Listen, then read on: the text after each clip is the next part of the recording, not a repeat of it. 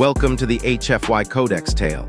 If you like our videos, keep supporting and subscribe to our channel. The new roommate. The space station orbited a dying planet, far from Earth. Inside, everything was metal, cold, and full of quiet rules. Eli Rowan, a young engineer, lived alone in a small housing unit near the reactor core. It wasn't much, a single bed, a desk, a food printer, and silence. That changed one evening. "You've been assigned a roommate." Eli frowned when the message blinked on his wall screen. Emergency placement, one refugee, female, species unknown. Temporary housing, duration undefined. He sighed, great, just what I needed. He had nothing against aliens, but living with someone he didn't know, someone who wasn't even human, wasn't part of the plan. Still, orders were orders. He cleaned up the room, moved his spare blanket to the floor, and waited. She arrived with no luggage. A soft knock came at the door. Eli opened it and froze. She stood tall, wrapped in a deep gray cloak. Her skin shimmered slightly under the hallway light like moonlight on water. Her face was calm but unreadable, eyes large, violet, and tired. "Zura," she said softly. "That's your name?" Eli asked. She nodded once. "Yes, I won't be a problem." She stepped inside without looking around. She didn't smile, she didn't ask questions. She moved like someone who had been through too much. Strange rules. After setting her things down, just a small cloth bag, Zura turned to him. "I only ask two things," she said. Eli raised an eyebrow. "Go ahead." "First," she said, "do not enter my room, ever." He blinked, "Okay." "And second, if I lock the door, do not knock." That was it. No explanation, no small talk.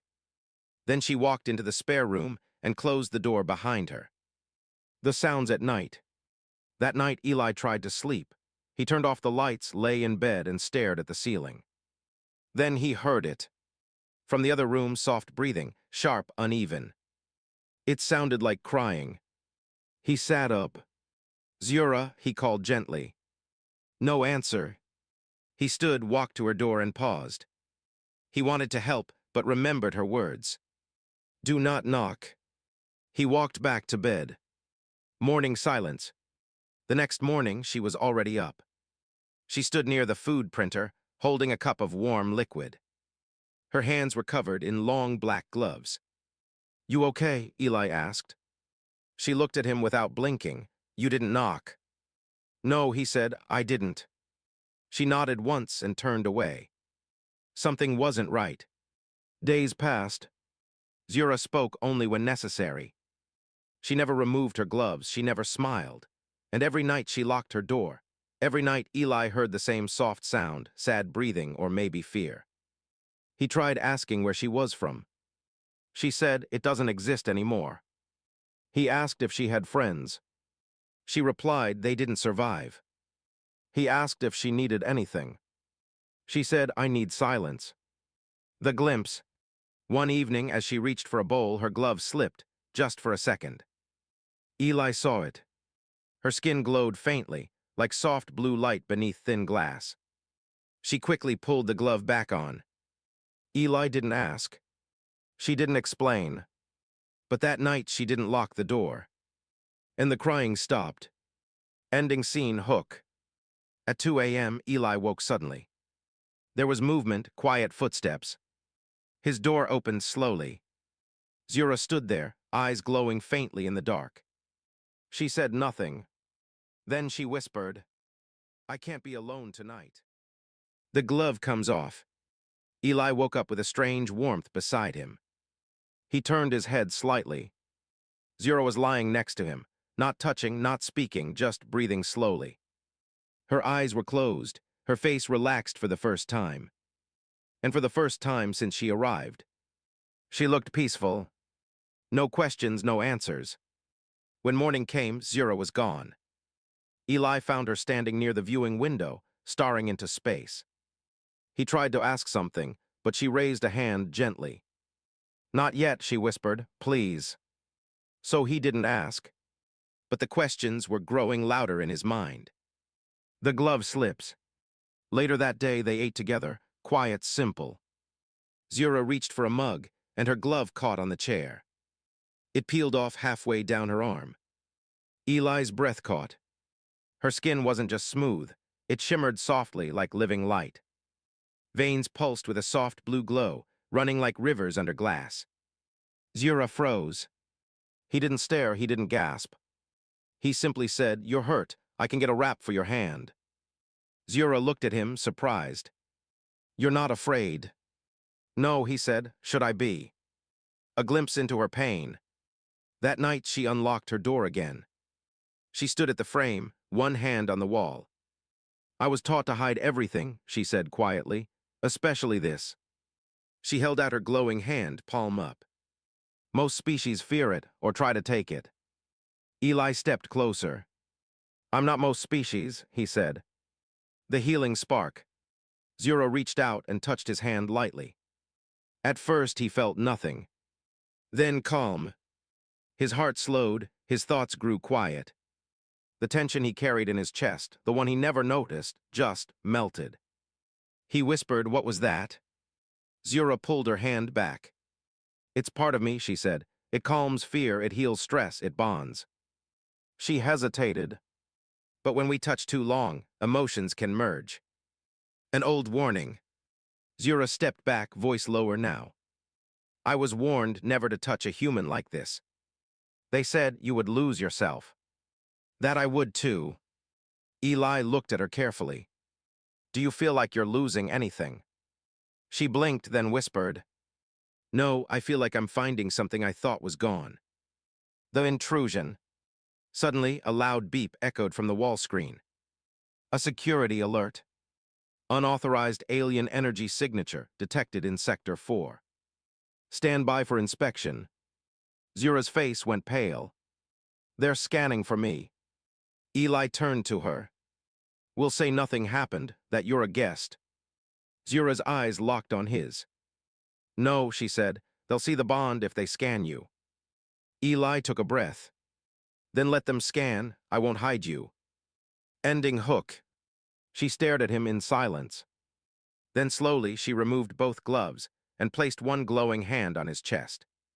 "Now I can feel your heartbeat." The night she shivered.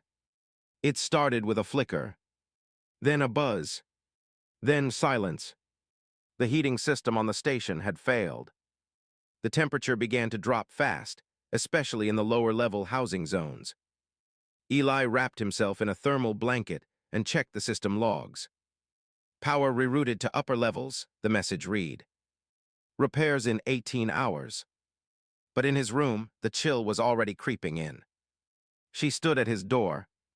A soft knock. He opened the door and saw Zura, her skin pale, glowing faintly, lips trembling. She didn't say anything. Just looked at him, quiet, cold. He stepped aside. "Come in." Survival together. She sat on the edge of his bed, arms crossed tightly, shivering. "My kind, we were never made for cold," she whispered. "We were born in heat, in light." Eli nodded, pulling out his extra blanket. "Here it's not much, but—" "No," she said, looking up, "it won't work." He paused. Zura took a breath and said gently, "We need contact, body warmth, skin to skin." A choice made without words. Eli didn't say anything. He didn't smile. Didn't joke. He simply nodded and sat beside her. Zura slipped under the blanket next to him. Her glowing hand reached out, hesitant, and rested on his chest. At first her body shook. Then slowly it stopped. The warmth returned. The bond deepens. As minutes passed, Eli felt something strange. Not fear. Not confusion. But calm. Stillness. And beneath it, a new kind of connection. Like her emotions were brushing softly against his own. Zura whispered, "You're afraid of being alone." "I can feel it. Just like I was." What she couldn't say before. In the silence, Zura spoke, more than ever before. "They called me a threat," she said. "Because I could feel too much. Because I bonded too easily." Eli turned his head toward her. "I don't think that's a weakness." She smiled just slightly. I wasn't allowed to stay in one place too long. Every time I grew close to someone, I was moved. She looked into his eyes. But I don't want to be moved again. The moment that changed everything. Their hands met under the blanket, slowly, naturally. Zura's skin pulsed with soft light. Eli leaned forward just slightly. Not to kiss her. Not to ask for anything. Just to be near. Zura rested her head gently against his shoulder. No words. No lies. Just breath and warmth. A warning unspoken. But outside the room down the hall, a security drone passed by. It paused near Eli's door. Scanned the wall. Paused. Then moved on. Inside, the bond between human and alien had begun to form. Quietly, secretly, but stronger than either of them knew. The touch that bonded them. Eli woke with a strange warmth in his chest. Not heat, a pulse. He sat up slowly. The blanket fell from his shoulders. Then he saw it. A faint, glowing symbol was shining just over his heart. A soft mark shaped like a ripple or a flame. Blue, gentle, alive. He touched it, it tingled, like something was responding inside him. Zura stirred beside him, eyes opening fast. She saw the mark and froze.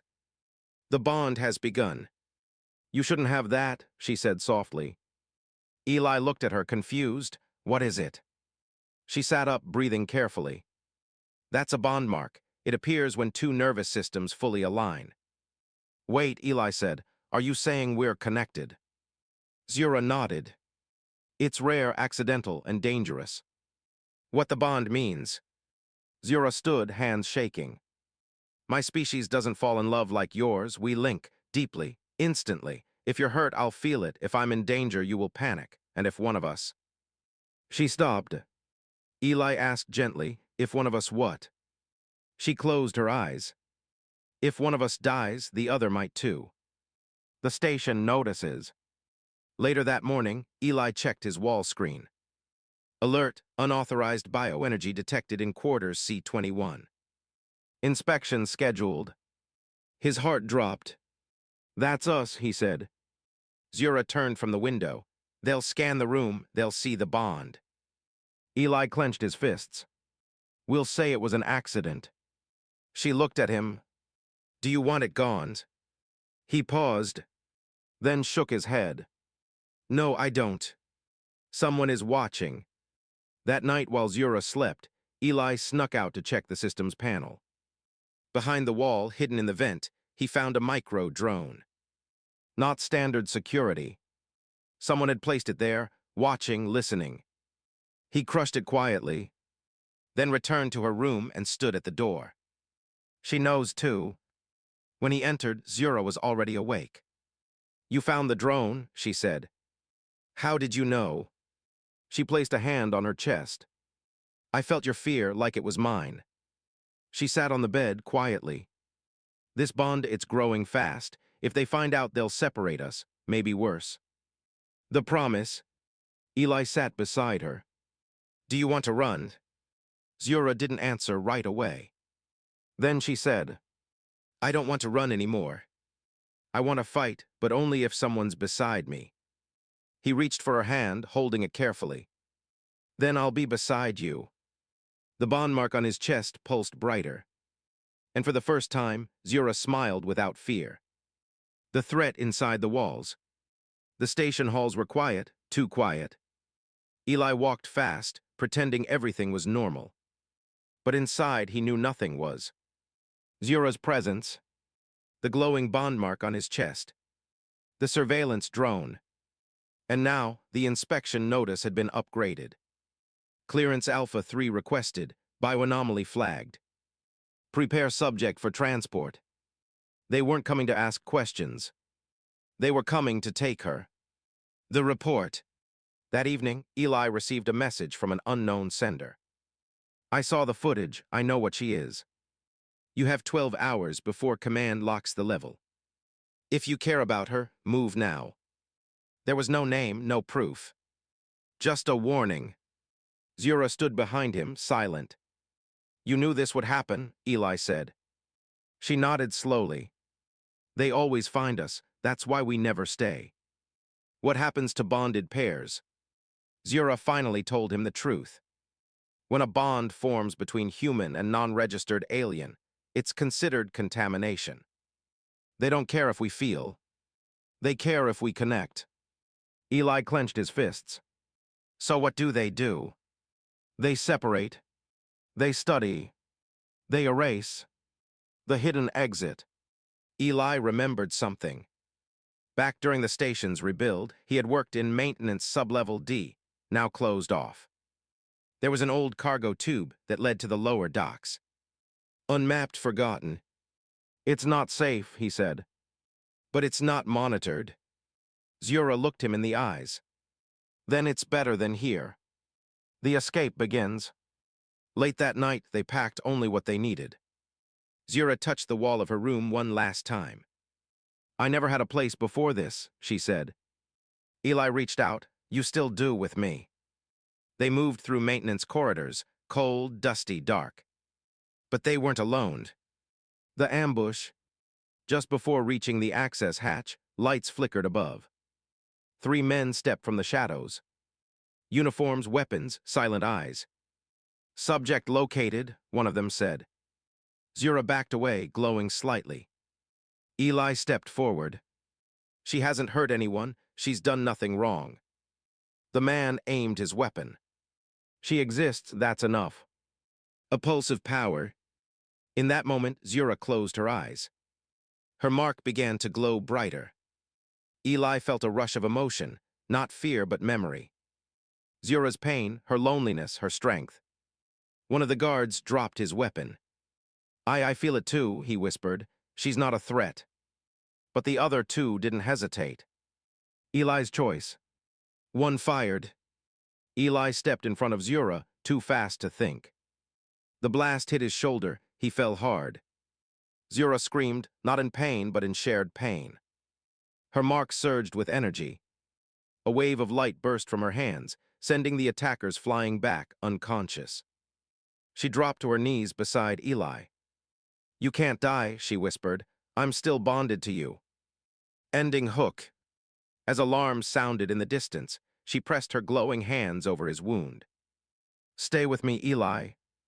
And for the first time, she used her full power.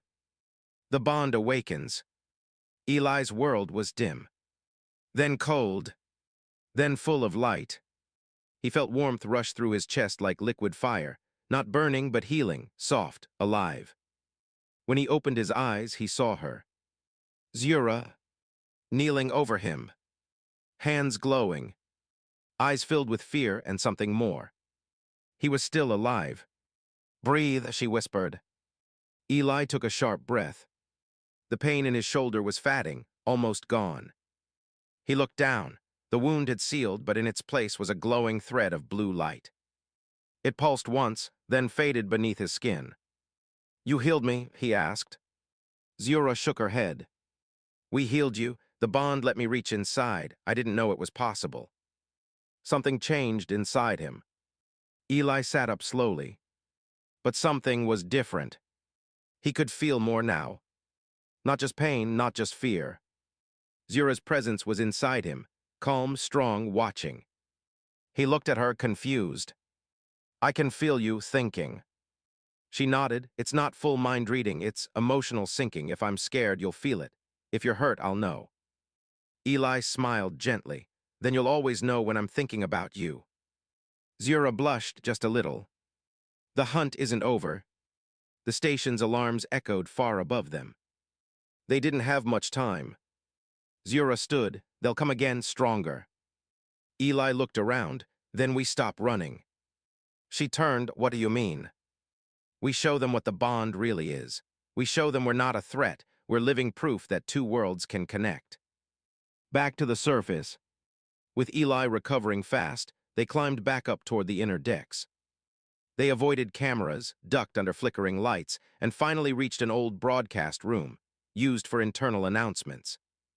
Zura touched the control panel. It sparked to life in her hands. A message to the whole station. She stood in front of the camera. Her voice calm, her hands glowing. My name is Zura. I was not born human, but I feel as deeply as one. They say I'm dangerous, that I shouldn't exist. But if fear is the reason to hide, then love must be the reason to speak. She reached back, gently holding Eli's hand. This is Eli. He chose not to fear me. He let me exist beside him.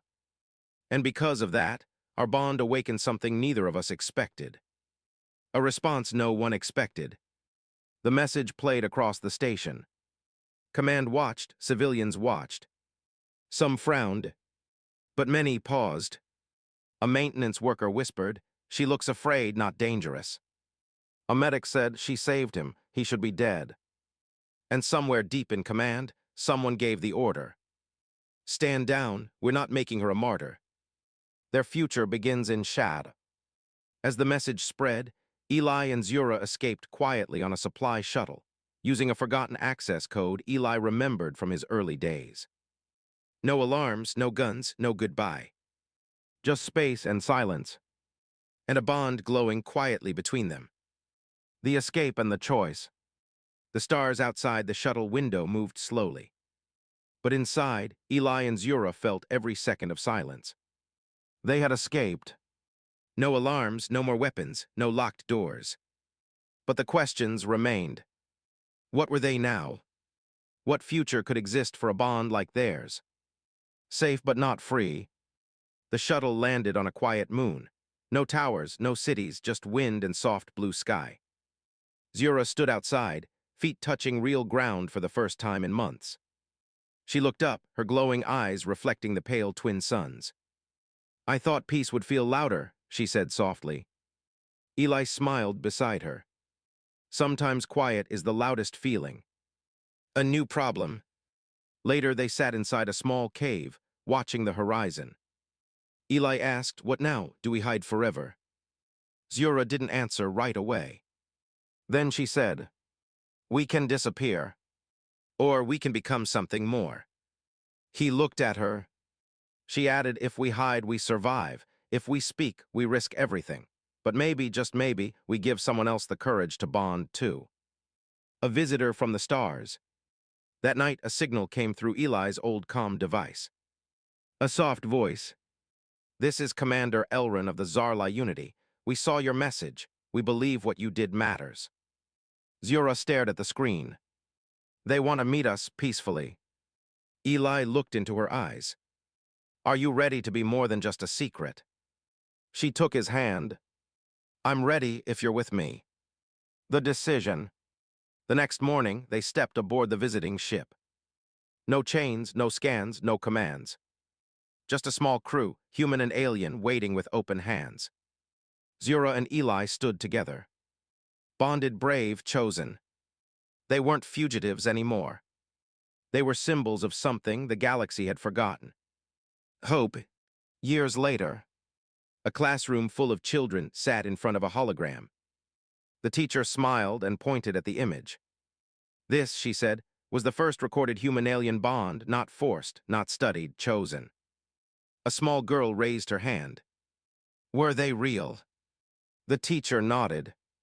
Very real, and because they chose love over fear, we're here today. Final scene. On a green world surrounded by two suns, Zura and Eli stood under a tree. Older Comer still together. He turned to her. "Do you regret it?" She smiled. "You were just my roommate once. But now you're the reason I exist."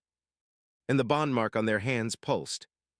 Not as a warning, but as a promise. White heavy check marked the end.